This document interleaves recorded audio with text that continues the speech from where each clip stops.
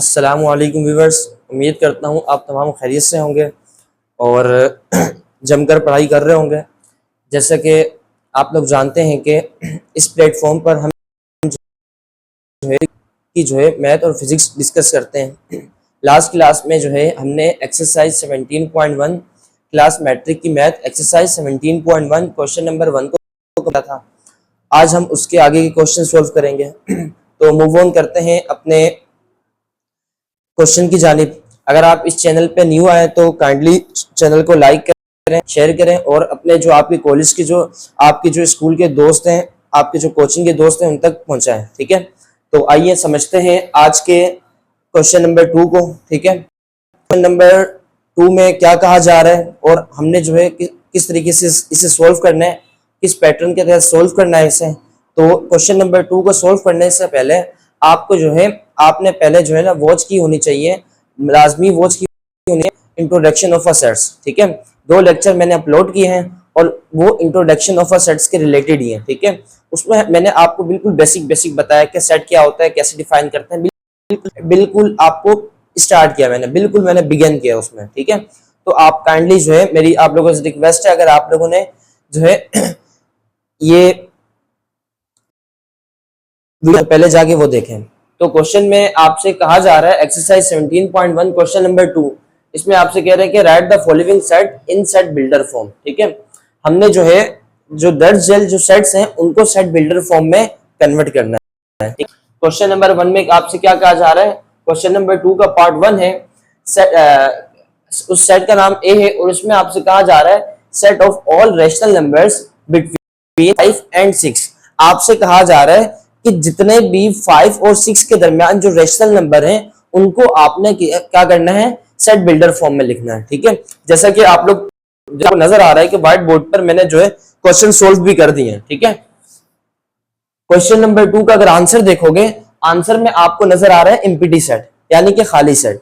अब एक नंबर और दूसरे नंबर के दरमियान कितने नंबर्स आते हैं। ठीक है, अगर आपसे पूछा जाए कि 11 के बाद क्या आएगा, आप लोग फौरन से जवाब दे दोगे कि ये भी कोई पूछने वाला सवाल है। ठीक है, यकीनन 12 आएगा। अगर मैं आप लोगों से सवाल करूंगा क्या आता है, आप लोग यकीनन बोलेंगे कि 16 ही आता है। अगर मैं आपसे सवाल करूंगा 30 के बाद क्या आता है, आप लोग बोलेंगे 31 ही आता है। ठीक है, ये जो आपने जो बातें सीखी हुई हैं ये आपने जो है छोटी क्लासेस से ही सीख ली थी। ठीक है, अब हम बड़ी क्लास में मैट्रिक क्लास में आ गए, सेकेंडरी क्लास में आ गए। ठीक है, अब आपके कॉन्सेप्ट्स को थोड़ा सा जो है डिसइंटीग्रेट किया जाएगा, यानी कि थोड़ा सा जो है एडवांस लेवल में आपको बताया जाएगा। ठीक है, यानी कि अगर मैं आपके सामने एक नंबर लिखता हूं और वो कोई भी नंबर है और वो नंबर है 10। ठीक है, अब 10 के बाद आप लोगों ने यकीनन पढ़ रखा है कि 10 के बाद क्या आता है। अब ये बात गलत है, ये बात गलत है, 10 के बाद 11 नहीं आता। ठीक है, देखें कोई भी नंबर है, अगर एक नंबर से हमने दूसरे नंबर पर जाना है, ठीक है, उस एक नंबर से दूसरे नंबर पर जाने के लिए इनफाइनाइट नहीं है। जब वो इनफाइनाइट नंबर्स आपस में कंबाइन होते हैं तो उसके बाद हमारे पास कोई नया डिजिट जनरेट होता है। इसकी मैं आपको आसान एग्जांपल दूं, अगर मेरे पास क्या ब्लॉक है, मेरे पास एक रस्सा 1 ब्लॉक है और इस 1 ब्लॉक से मैंने किस में जाना है, मैंने जाना है सेकंड ब्लॉक में।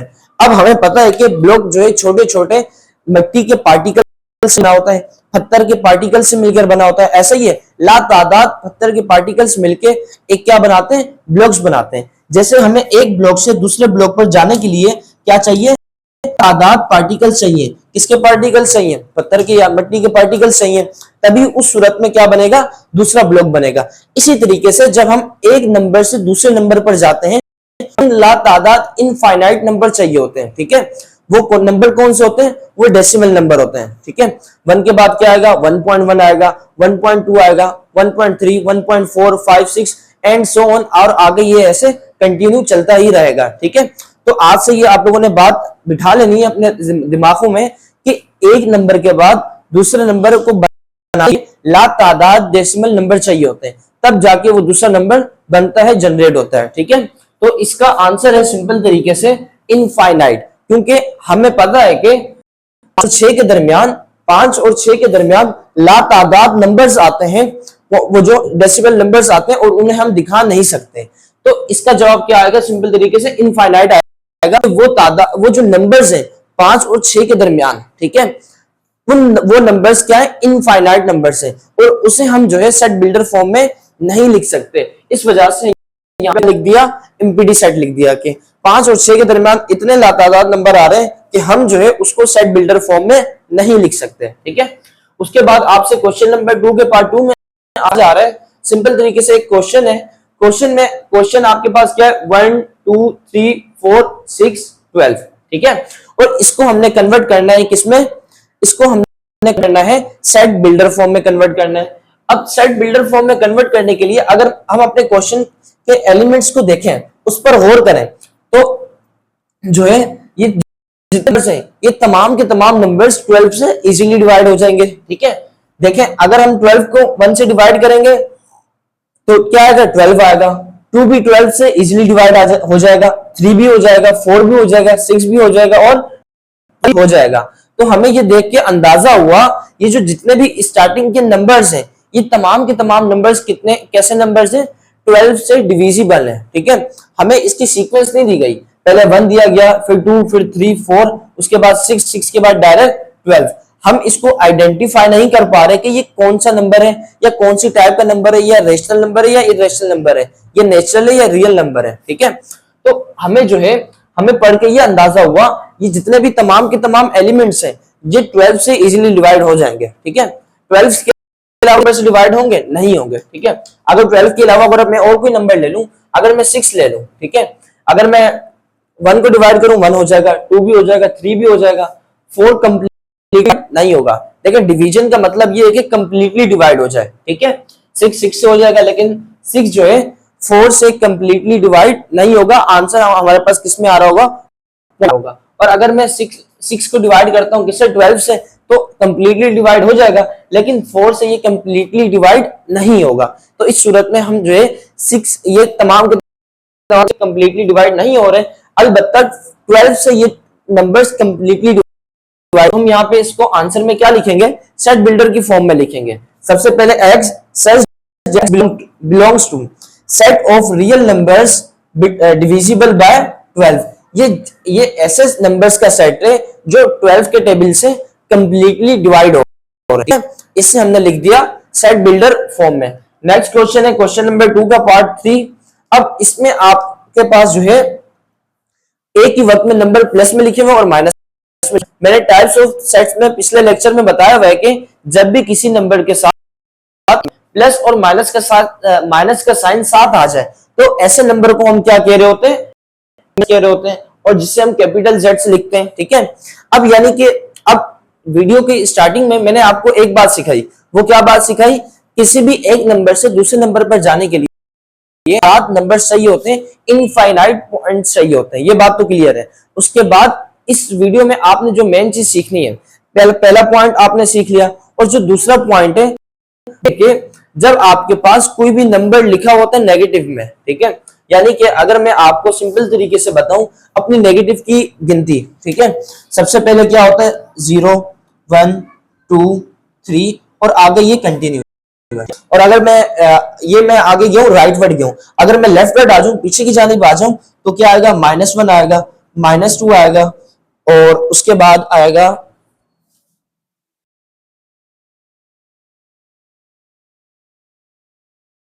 -1 -2 और -3 एंड सो ऑन, ठीक है।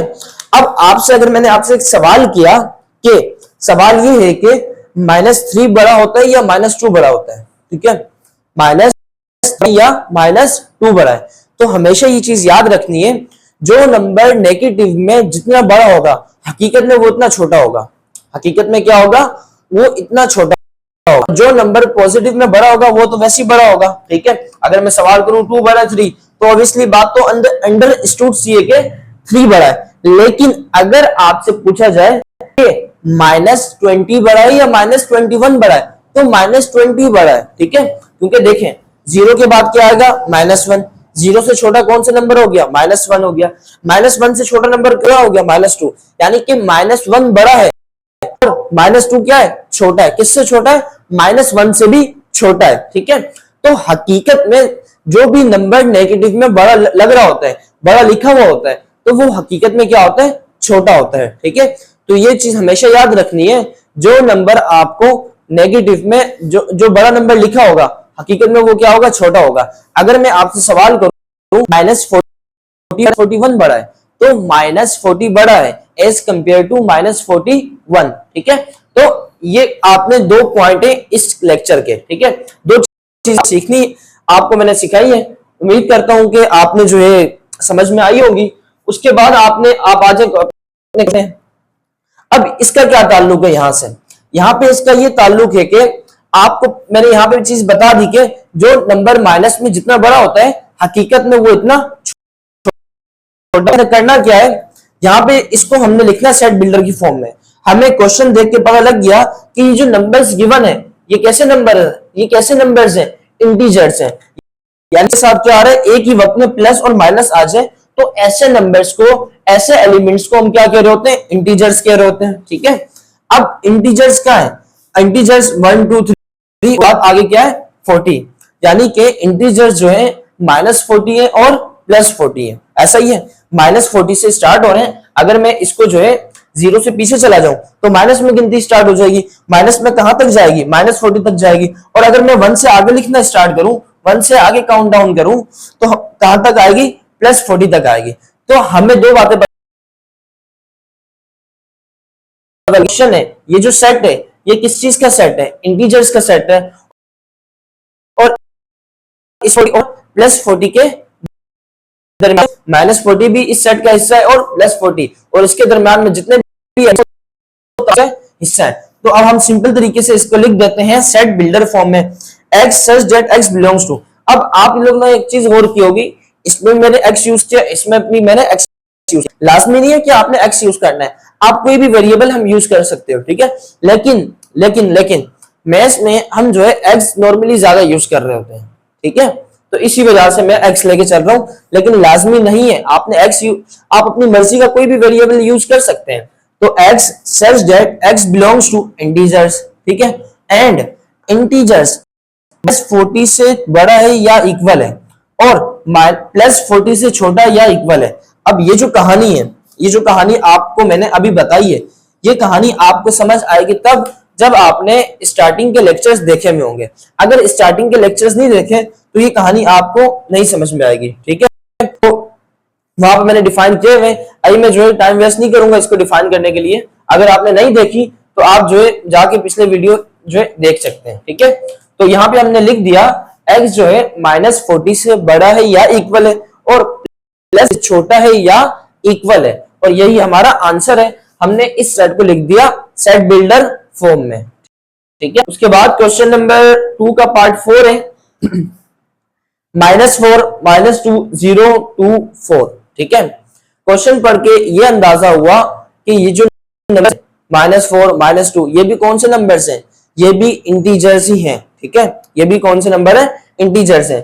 क्या कैसे पता लगा, जो नंबर्स माइनस में वही नंबर प्लस में। ठीक है, तो यहां पे हमने इसको लिखना है इसको सेट बिल्डर की फॉर्म में x such that x belongs to integers। अब x जो है -4 से बड़ा है या इक्वल है, और +4 से छोटा है या इक्वल है, और यही हमारा आंसर है। ठीक है, उसके बाद जो है क्वेश्चन नंबर 2 पार्ट 4, इसमें आपसे क्या कहा जा रहा है, इसमें क्वेश्चन एक सेट गिवन है, सेट ई, क्वेश्चन नंबर 2 का पार्ट 5, और इसमें एक सेट ई गिवन है, इस ई के एलिमेंट्स हैं 1 4 9 16 25। अब ये जो एलिमेंट्स जो गिवन है, हमें अंदाजा हुआ 4 भी किसी का परफेक्ट स्क्वायर है, 2 का परफेक्ट स्क्वायर है, 9 भी किसी का परफेक्ट स्क्वायर है, किसका, 3 का, 16 भी किसी का परफेक्ट स्क्वायर है यानी कि 4 का, और 25 भी किसी का परफेक्ट स्क्वायर है। ठीक है, अब बात कर रही 1 की, तो 1 का स्क्वायर 1 ही होता है, यानी कि तमाम के तमाम एलिमेंट्स क्या है, किसी का परफेक्ट स्क्वायर है, और वो किसका परफेक्ट स्क्वायर है, 1 2 3 4 5। तो हमें पता ये लगा कि ये जो सेट्स हैं ये जो है ये परफेक्ट स्क्वायर है फर्स्ट 5 नेचुरल नंबर का। तो हमने यहाँ पे लिख दिया x such that x belongs x such that the square of first 5 natural number. ठीक है, मैं नेचुरल नंबर क्यों कह रहा हूं, क्योंकि यहाँ पे जो नेचुरल नंबर क्या होता है, जो नंबर 1 से और स्टार्टिंग और सीक्वेंस से स्टार्ट हो। ठीक है, यानी कि पहले 1 आ रहा है, उसके बाद 2 आ रहा है, फिर 3, 4 एंड 5। तो ये तमाम के तमाम नंबर्स क्या है, नेचुरल नंबर्स। ये फर्स्ट 5 नेचुरल नंबर का स्क्वायर है। अब यहाँ पे आप लोग बोलेंगे कि आपने जो है इस अंदाज में क्यों नहीं लिखा, आपने यहाँ पे जो है टेबुलर फॉर्म में लिख दिया, एक्सप्लेन कर दिया। देखिए मैं जो है इसे सेट बिल्डर फॉर्म में जो दूसरा हिस्सा है, यानी कि लेस देन और ग्रेटर देन का, मैं यहाँ पे इसे इस वजह से नहीं लिख सकता क्योंकि इस 1 के बाद 4 आ रहे हैं, 4 के बाद 9 आ रहे हैं, 9 के बाद 16 और 25। ठीक है, इसमें कोई सीक्वेंस नहीं गिवन। अगर सीक्वेंस गिवन होती तो मैं इसे लिख देता, लेकिन सीक्वेंस नहीं गिवन थी, इसमें एक दूसरी लॉजिक थी और वो लॉजिक आपको मैंने समझा दी है। ठीक है, उसके बाद क्वेश्चन नंबर 2 का पार्ट 6 है। इसमें आपसे कहा जा रहा है एफ है और ये एफ सेट है -1, -3, -5, -7 और आगे कंटिन्यू। ठीक है, अगर मैं आपसे सवाल करूं कि -5 या -7, कमेंट सेक्शन में जल्दी से बता दीजिए कि -5 बड़ा है या -7 बड़ा है। यकीनन आपका जवाब होना चाहिए -5, क्योंकि नेगेटिव में जो नंबर हकीकत में बड़ा लग रहा होता है वो क्या होता है, छोटा होता है। ठीक है, क्योंकि -1 बड़ा है, -3 छोटा है, -5 उससे छोटा है। अब इन दोनों को अगर मैं कंपेयर करूं, -5 और -3, तो यकीन 5 क्या है, -3 क्या है, बड़ा है, और -5 क्या है, छोटा है। नेगेटिव में जो नंबर बड़ा लग रहा होता है, बिग लग रहा होता है, वो क्या होता है, छोटा होता है। ठीक है, और जो छोटा लग रहा होता है वो बड़ा होता है। ठीक है, तो ये था। अब ये जो है नेगेटिव नंबर्स गिवन है और ये हमें स्टार्टिंग एलिमेंट तो पता है, एंडिंग एलिमेंट नहीं पता, तो हम इसे किस तरह लिखेंगे, x such that x the set of negative और इंटीजर्स। ठीक है, अब बात को, पहले मैंने वर्ड क्या यूज किया, नेगेटिव का। नेगेटिव का क्यों यूज किया, क्योंकि नेगेटिव नंबर्स हैं।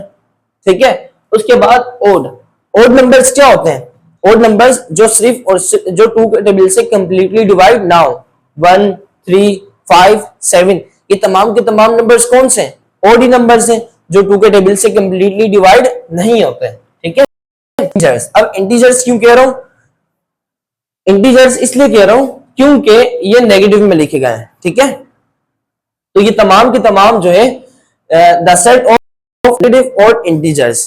तो ये थे जो है क्वेश्चन नंबर 2 के क्वेश्चन। ठीक है,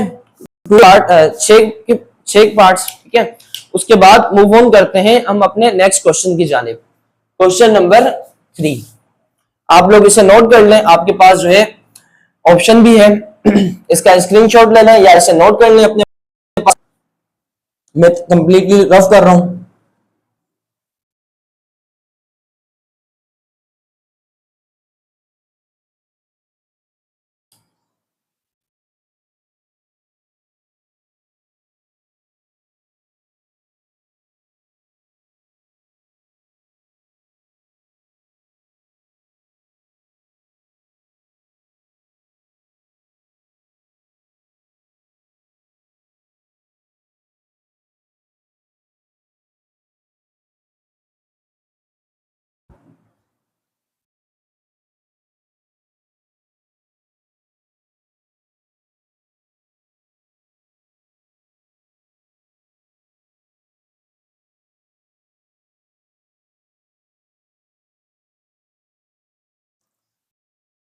क्वेश्चन नंबर 3, क्वेश्चन नंबर 3 में आपसे कहा जा रहा है right any 5 example of empty set. Right any 5 example of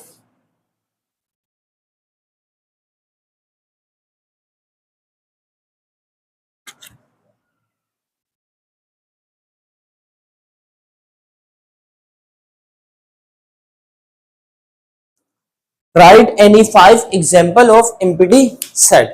आपने 5 खाली सेट की क्या लिखनी है, एग्जाम्पल्स लिखनी है, मिसाल लिखनी है। इंतहाई आसान काम, ठीक है, इंतहाई आसान काम कि आपने क्या करना है, कोई कोई एग्जाम्पल लिखनी है और वो सेट क्या खाली सेट होना चाहिए। अब आपको सोच रहे होंगे बड़ा डिफिकल्ट लग रहा होगा कि खाली सेट के हम कैसे एग्जाम्पल लिखें और वो 5, ठीक है, तो जो है देखते हैं कैसे। अब आपसे मैं एक छोटा सा क्वेश्चन, और वो क्वेश्चन ये है कि एक मेरे पास सेट है और वो कौन सा सेट है, डेज का सेट है, ठीक है।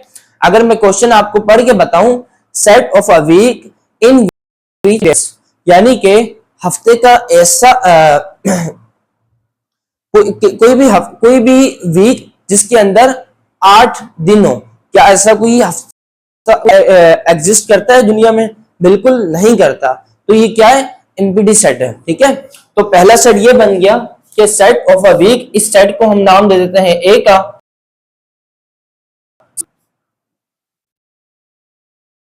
नहीं ये बनेगा सेट ऑफ अ डेज, या इसको ऐसा करते हैं, ऐसे ही बनाते हैं, सेट ऑफ अ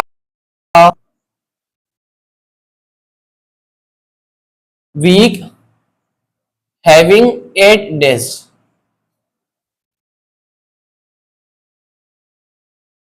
8 डेज। हमें पता है कि कोई भी ऐसे वीक नहीं है जिसके 8 दिन हो, तो ये क्या बनेगा, एमपीटी सेट बनेगा, ठीक है। बना सकते हैं set of a year having 12 having 14 months, क्या साल का कोई ऐसा महीना है जिसमें जो है 14 महीने नहीं है, साल का ऐसा कोई साल ऐसा नहीं है जिसमें क्या हो, 14 महीने हो, ठीक है। तो ये भी आप बना सकते हैं। इसी तरीके से आप अपनी मर्जी के एक्स वाई जेड कुछ भी बना सकते हैं, ठीक है। तो यहाँ पे जो है सेट बी में इसको नाम देते हैं सेट बी का, set of a month having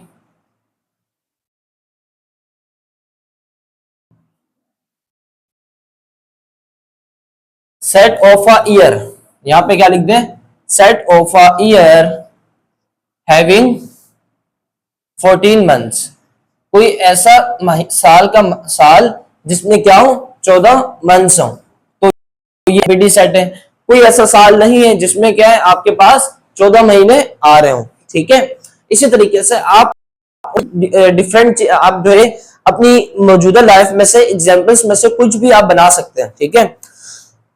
जैसे कि अगर मैं आपको बताऊं कि set of a cat 6 leg, क्या कोई ऐसी बिल्ली है जिसकी 6 टांगे हो? बिल्कुल नहीं है। या set of a man having 4 legs, क्या कोई ऐसा इंसान है जिसकी 4 टांगे हो? ठीक है, यकीनन नहीं है। Set of a man having 3 eyes, क्या इंसान है जिसकी 3 हाथ 3 आंखें हो? क्या कोई ऐसा इंसान है जिसकी जो है 4 हाथ हो? तो ये क्या है, तमाम के तमाम एमपीटी सेट हैं। आप जो है बेतहाशा अपनी मर्जी से पूछ सकते हैं। मैं ये नहीं कह रहा कि आपने मुझे ही फॉलो करना है, मैं आपको जस्ट आपको वे दिखा रहा हूँ, रास्ता दिखा रहा हूँ, इस तरीके से बनते हैं, ठीक है। आप अपनी मर्जी से जो भी चाहें बना सकते हैं, ठीक है। इसके अलावा जो है हमने 5 कंप्लीट करने हैं।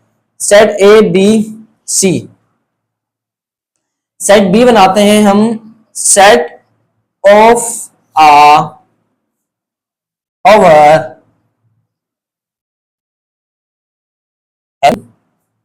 70 मिनट, कोई घंटा ऐसा है कि जिसके 70 मिनट है, नहीं है, तो ये कौन सा सेट होगा, ठीक है। कर्ली ब्रैकेट हटा दें। उसके बाद सेट डी है, set of ah set of ah इसका आप बनाएं, सेट ऑफ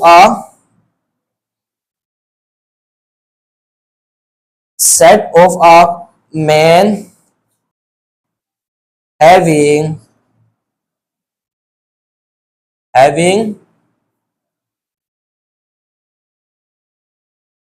3 आर्म्स, कोई ऐसा इंसान है कि जिसकी क्या हो, 3 हाथ हो? बिल्कुल भी नहीं है, ठीक है। उसके बाद सेट ई हम बनाते हैं के सेट ऑफ